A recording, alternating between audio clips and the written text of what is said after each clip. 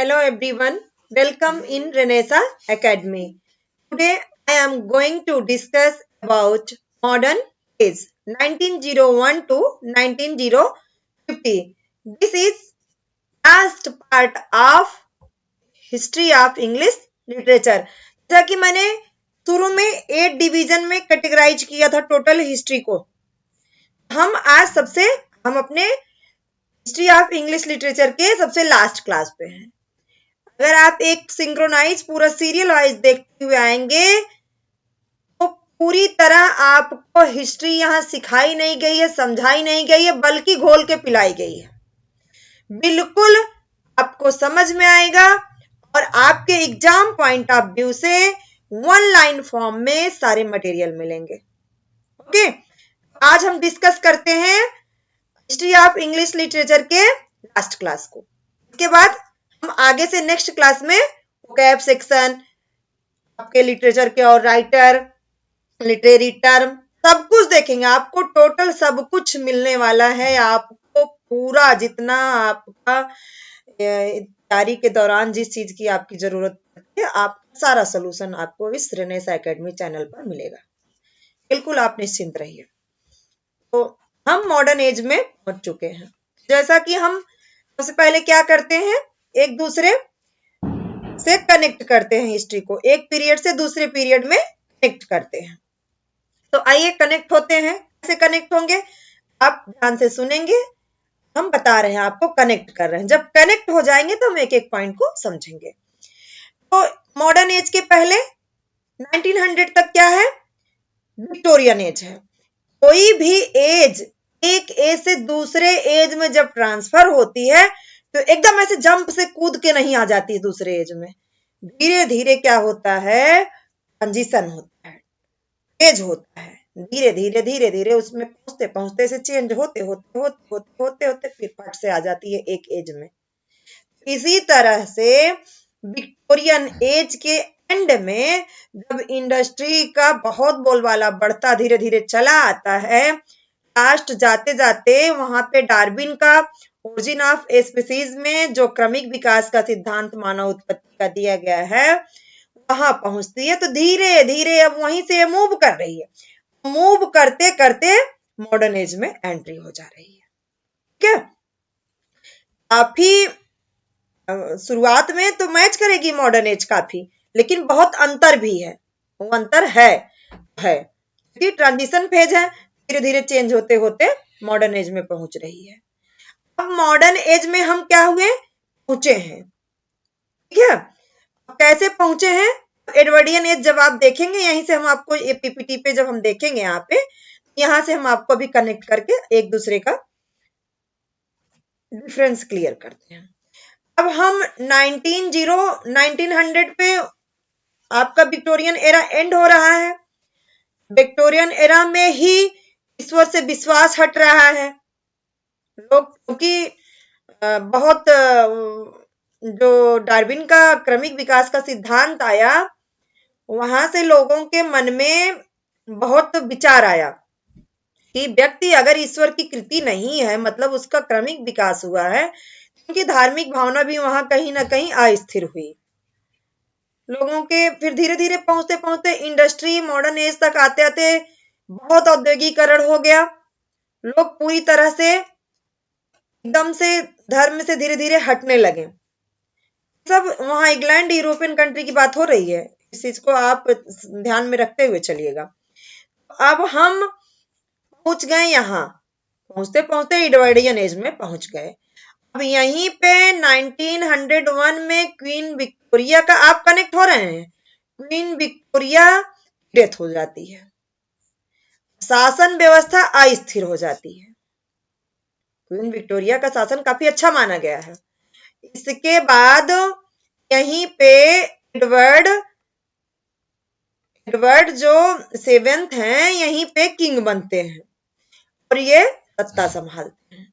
इसलिए इस एज को 1901 टू 1914 तक एडवर्डियन एज कहा जा रहा है। ठीक है, यहाँ पे आपके एडवर्ड किंग बनते हैं। अब यहाँ पे क्या होता है कि तुरंत अभी पूरी तरह से मॉडर्न एज में एंट्री नहीं हुई है, शुरुआत हो चुकी है।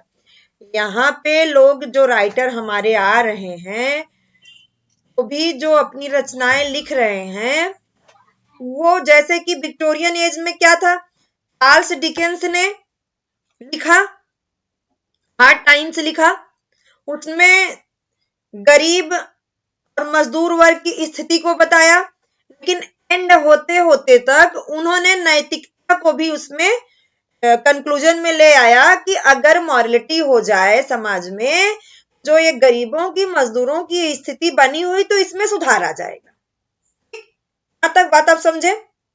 विक्टोरियन एज के क्या थे, चार्ल्स डिकेंस ने ऐसा अपने साहित्य में दिखाया। आप उनका ओलिवर ट्विस्ट देख लीजिए, या फिर जो हार्ड टाइम्स है उसको, उसमें मतलब किसी भी राइटर को आप उठा लीजिए, उन्होंने लास्ट में मॉरल प्रीचिंग दे दी। लेकिन यहाँ एडवर्डियन एज के जो राइटर थे, इन्होंने मॉरल प्रीचिंग नहीं दी। यही अंतर है, वो भी यथार्थ को दिखा रहे हैं। विक्टोरियन एज के लोग, उसमें भी रियलिज्म मिल रहा है, यथार्थवाद, निकेम में भी यथार्थवाद मिल रहा है, लेकिन विक्टोरियन एज के जो राइटर हैं उनके यथार्थवाद से मॉडर्न एज के राइटर का यथार्थवाद, रियलिज्म, बिल्कुल डिफरेंस है। कैसे? बिल्कुल दोनों में पूरी तरह से आप देखेंगे तो भिन्नता है। कैसे? आप यहां कनेक्ट होइए। उन्होंने अपनी लिखी, मान लो हम एक एग्जांपल ले रहे हैं, चार्ल्स डिकेंस का हार्ड टाइम्स। उन्होंने लिखा, गरीब मजदूरों की कारखानों में आदि इत्यादि जगहों पर स्थिति दिखाई, कैसे कैसे क्या है। लास्ट में जब अपने वो एंड किए हैं तो उन्होंने मॉरल प्रीचिंग दे दी कि नैतिक सुधार अगर ऐसे हो जाए तो इनकी स्थिति ठीक हो जाएगी, ये हो जाएगी, ये हो जाएगी।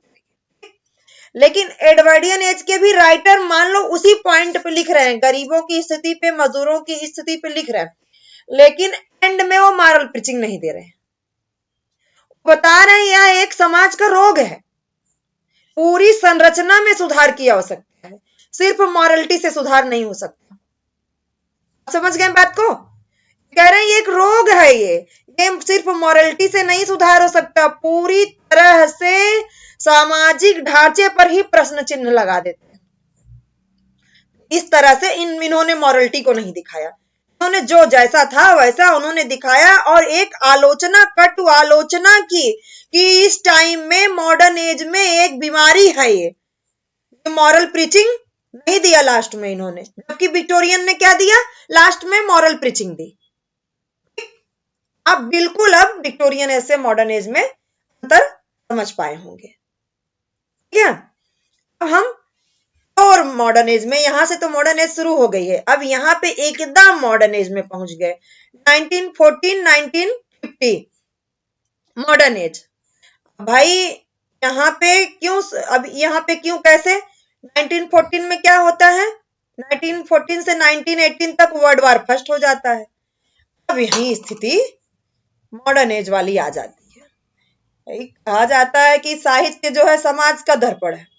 वर्ल्ड वार हुआ, युद्ध हुआ, इतने लोग की मृत्यु हुई, इतना सब कुछ अस्थिर हो गया समाज, उसका इफेक्ट जो है तो पड़ेगा ही साहित्य पर। इतने लोगों की मृत्यु हुई, जैसा कि विक्टोरियन एज में ही डार्विन का सिद्धांत वगैरह आया, खुद ही ईश्वर से भावनाएं हम उनकी टूटी, धर्म से, हम तो अपने इंडिया के व्यू से ईश्वर कह रहे हैं, उनका जो भी धर्म हो, उनका धर्म से उनका विचार हटा। अब यहीं पे 1914 में वर्ल्ड वार फर्स्ट हो गया, इतने लोगों की मृत्यु हुई और भी आस्था अडिग हो गई, सब समाज एकदम अस्थिर हो गया। एज ऑफ, इसीलिए इसको क्या कहा गया, age of war and industrialisation, औद्योगिकरण और युद्ध का ये एज है। अब यहीं पे फिर इसके बाद 18 में तो एक युद्ध हो ही रहा है, फिर एक 1939 में भी वर्ल्ड वार सेकेंड हो गया, जो बची खुची स्थिति थी सब डामाडोल हो गई। आप देख रहे हैं ना, सबका भाई साहित्य पर तो फर्क पूरा असर पड़ेगा पड़ेगा। एक ही एरा में दो दो युद्ध हो रहे हैं, बीच में छोटे मोटे भी उसी में कुछ ना कुछ समस्याएं, युद्ध वगैरह होता रहा, और दूसरी तरफ औद्योगिकरण और ये सब होता रहा, तो पूरा हमारा जो समय का साहित्य था मॉडर्न एज का, उसपे एकदम आस्था खत्म हो गई है। धर्म पे लोग एकदम वो हो गए हैं, निराश से हो गए हैं। अब अकेलापन महसूस कर रहे हैं, डरे हुए महसूस कर रहे हैं, सहमे हुए महसूस कर रहे हैं। अब जब प्रोमिनेंट कैरेक्टर से आपको कनेक्ट करेंगे तो आपको और अंतर हम करवा देंगे। जहां जहां आपको कंफ्यूजन हुआ है पूरी एरा पढ़ने में, आपका कंफ्यूजन एकदम खत्म होगा। आप बिल्कुल बस कंसंट्रेट रहिए। प्रोमिनेंट कैरेक्टरिस्टिक्स देखिए, हम एग्जाम पॉइंट ऑफ व्यू बता रहे हैं, समरी आपको पूरा समझा रहे हैं, एग्जाम पॉइंट ऑफ व्यू को हम रिटन फॉर्म में आपको दिखा रहे हैं। अब आप देखेंगे आपका जो भी अब यहाँ पे जो प्रोमिनेंट कैरेक्टरिस्टिक्स है, प्रोमिनेंट कैरेक्टरिस्टिक्स में पहला आपको दिख रहा है इंडिविजुअलिज्म, दूसरा क्या दिख रहा है एक्सपेरिमेंटल एज, तीसरा reverse use, inner working of consciousness, stream of consciousness, objectivity, symbolism. हम इनको एक एक को एक्सप्लेन करेंगे तो आपका मॉडर्न एज पूरा माइंड में छपेगा। कैसे छपेगा देखिएगा। इंडिविजुअलिज्म है, वैसे तो इंडिविजुअलिज्म की बहुत लंबी चौड़ी परिभाषा है, लेकिन यहाँ जो है इसको आप देखिए, यहाँ पे है इंडिविजुअलिज्म। लोग भटके हुए हैं व्यक्तिगत रूप से, वो अपने अस्तित्व की तलाश कर रहे हैं, बिल्कुल भटक गए हैं व्यक्तिगत रूप से, ठीक है। और आपको एक और इंडिविजुअलिज्म मिला रहा होगा रेनेसा में, वहां दूसरी थी, वहां पॉजिटिव थी, यहाँ नेगेटिव है। वहां पे उनको अपने तर्क से अपने बुद्धि से रेनेसा काल में वो आकार दे रहे थे, और यहाँ पे निराश है, बिल्कुल अपने अस्तित्व की तलाश कर रहे हैं, ठीक है। अब यहाँ पे एक्सपेरिमेंटल एज, लोग नई नई रचनाएं लिख रहे हैं, नए नए एक्सपेरिमेंट कर रहे हैं, मतलब पूरी तरह से भाई उनको समझ में ही नहीं आ रहा है क्या किया जाए, तो सब नया नया एक्सपेरिमेंटल काम वहां पे हो रहा है, एक्सपेरिमेंट हो रहा है सब कुछ। फ्री वर्स, आपने वहां रोमांटिक एज में देखा था blank verse, blank verse free verse दोनों अलग है। ब्लैंक वर्स क्या होता है, उसमें राइम स्कीम नहीं होती है, मीटर होता है, लेकिन फ्री वर्स में ना राइम होती है ना मीटर होता है, पूरी तरह से आप स्वतंत्र रूप से लिख सकते हैं। इस तरह से इस एज में, मॉडर्न एज में लोगों ने नियमबद्धता से एकदम जो नियम कानून दुनिया भर का, इतना ऐसे नॉवेल होना चाहिए, ऐसे प्लॉट होना चाहिए, ऐसे मीटर होना चाहिए, ये राइम होनी चाहिए, सब कहानी हो गई खत्म, आप फ्री वर्स में लिखने लगे लोग मॉडर्न एज में। इनर वर्किंग ऑफ कॉन्शसनेस या स्ट्रीम ऑफ कॉन्शसनेस, ये बहुत फेमस रहा। स्ट्रीम ऑफ कॉन्शसनेस एग्जाम में पूछ लिया भी जाता है कि मॉडर्न एज में, मतलब आपको दे दिया जाएगा स्ट्रीम ऑफ कॉन्शसनेस किस एज का, तो स्ट्रीम ऑफ कॉन्शसनेस की बात यही है मॉडर्न एज में। आप सोचेंगे स्ट्रीम ऑफ कॉन्शसनेस क्या है, पूरा प्रवाह जो आपके मन में जो आप सोच रहे हैं उसका धारा प्रवाह, stream of consciousness, conscious mind से जो आप सोच रहे हैं, जैसे अपने आप दिमाग में जो सोच रहे हैं कि हम मतलब ऐसे यहाँ कुछ अपनी आगे की बात सोच रहे हैं, कुछ अतीत की बात सोच रहे हैं, कुछ डरे सहमे सोच रहे हैं, जो भी आपके दिमाग में विचार चल रहा है, जरूरी नहीं कि वो एक सीरियल से ही चलेगा, आगे भी जा रहे हैं, अतीत में भी जा रहे हैं, वर्तमान में भी जा रहे हैं, भविष्य में भी जा रहे हैं, उसी का धारा प्रवाह जैसे जैसे आप सोच रहे हैं उसी का उसका वर्णन आपको कविता में दिखने लगा।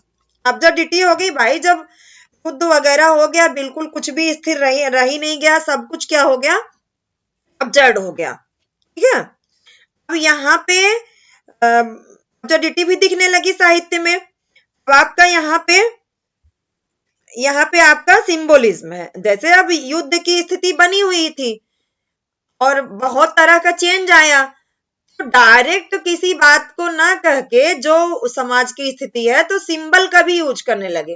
जैसे टी.एस. इलियट ने द वेस्टलैंड में जो बंजर भूमि का वर्णन किया है, वहां की एक किसी भूमि का, वो डायरेक्ट भूमि का वर्णन नहीं है बंजर भूमि वेस्टलैंड, वहां के मानव व्यक्ति बंजर हो चुके हैं, उस चीज को उन्होंने वेस्टलैंड में सिंबलाइज किया है।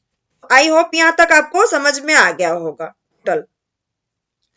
इस तरह से अब आपको एक एक पॉइंट, इंडिविजुअलिज्म समझ में आया, experimental age, reverse, inner working of consciousness या मतलब पूरा अंदर की बात जो मन में उनके चल रहा है, inner working of consciousness, conscious mind में ये सब आने लगा। अच्छा, एक चीज और भी है, ये सब कहाँ से शुरू हुआ? सिगमंड फ्राइड ने ये माइंड की कैटेगरी बांटा, कॉन्शसनेस और अनकॉन्शसनेस, इस तरह से उन्होंने जब अपना यहाँ पे सिद्धांत दिया तो उन्होंने बताया कि हमारे अनकॉन्शियस माइंड के अलावा या कुछ और भी जो दिख रहा है, इसके अलावा भी हमारे कॉन्शियस माइंड में भी जो चल रहा है उसका सिद्धांत दिया, तो उससे प्रभावित होकर लोग स्ट्रीम ऑफ कॉन्शियसनेस की राइटिंग वहां पे शुरू हो गई। इस तरह से ऑब्जेक्टिविटी, जीवन का कोई निश्चित अर्थ नहीं रहा, ये भी दिखने लगा वहां के लिटरेरी वर्क में। सिंबोलिज्म का यूज आपको पूरी तरह समझ में आ गया। यहाँ तक आपको बात में पूरी समझ में आई। अब आप देख लीजिए एक बार इंपॉर्टेंट एक्सपेरिमेंटल राइटर्स, एक्सपेरिमेंट कर रहे थे उस समय राइटर्स, उसमें James Joyce, Virginia Woolf, T S. Eliot का नाम काफी फेमस है, और भी एक्सपेरिमेंटल राइटर में इनका नाम फेमस है। बाकी अदर जो बहुत सारे उस समय राइटर रहे फेमस, कुछ राइटर का आप नाम लर्न कर लीजिए एग्जाम पॉइंट ऑफ व्यू से। Robert Bridge, John Masefield, W B. Yeats, T S. Eliot, Ezra Pound, John Galsworthy. तो इस तरह से James Joyce, Virginia Woolf, T S. Eliot, Robert Bridge, John Masefield, W B. Yeats, T S. Eliot, Ezra Pound, John Galsworthy क्या रहे? Modern age के prominent काफी famous writer रहे उस समय। तो आप पूरी तरह, अब मुझे विश्वास है कि आप समझ चुके होंगे पूरी हिस्ट्री को। अगर आप एक बार पूरी हिस्ट्री समझ चुके हैं तो आप इसको एक बार 2x मोड पे डाल के पूरा लिखकर एक सीरियल में फर्स्ट से आठवीं, जो आपका 8वां लेक्चर चल रहा है डिवीजन ऑफ हिस्ट्री में, पूरा आप एक बार खूब शांत मन से शांत जगह पे बैठ के मनन करते हुए समझिए, आपको बिल्कुल समझ में आएगा। कोई चीज थोड़ा समय तो लेती है, हर चीज समझने में आपका माइंड बहुत कूल होना चाहिए, आपको समझने में थोड़ा समय तो लगता ही है। इस तरह से आप समझ गए होंगे कि कैसे मॉडर्न एज में क्या क्या रहा। इसमें जो लर्न करने लायक चीजें थी, आपको याद करने लायक, उसको मैंने यहाँ पे आपको दिखा दिया है। ये देखिए, एक सेकेंड, यहाँ पे इंपॉर्टेंट पॉइंट रहा, ये आप लर्न कर लीजिए, लर्न कर लीजिए। बाकी जो मैंने आपको हिस्ट्री के बारे में पूरा एक्सप्लेन किया इसमें क्लास में, उसको आप एक बार पूरा ध्यान से सुनिए, आपको अंतर समझ में आ जाएगा। कई बार हम कंफ्यूज हो जाते हैं कि रेनेसा में भी इंडिविजुअल वर्ड मिला, मॉडर्न एज में भी मिला, हमने आपको दोनों का अंतर भी बता दिया कि कैसे जो रेनेसा में इंडिविजुअल मिला उसका क्या मतलब था, मॉडर्न में क्या मतलब था। उसमें लोग आकार दे रहे थे पूरा कि हम अपने आप को सक्षम दिखा रहे थे, हम कर सकते हैं व्यक्तिगत, और इसमें निराश दिख रहे थे लोग अपने अपने अपने व्यक्तिगत रूप में। तो इस तरह से आपका कोई भी डाउट नहीं बचेगा, आपके पास पूरा पर्याप्त मैटर है। हम नेक्स्ट क्लास में कैब सेक्शन डील करेंगे, क्योंकि काफी स्टूडेंट्स का कैब सेक्शन काफी वीक होता है, और स्टूडेंट्स बोर भी होते हैं कैब खुद से पढ़ने में। तो हम चाह रहे हैं कि आपका कैब एसवी बख्शी साहब की बुक से कवर करा दें, एक एक उसमें वर्ड जो आप, मुझे जहां तक लगता है कि जो आता है तो सबको आता है, जो नहीं आ रहा है वो काफी कम लोगों को आता है, तो उस पर हम फोकस कराते हुए उसका हिंदी अर्थ बताते हुए सब समझाते हुए ले चलेंगे, तो आपका ओकैब सेक्शन कंप्लीट हो जाएगा।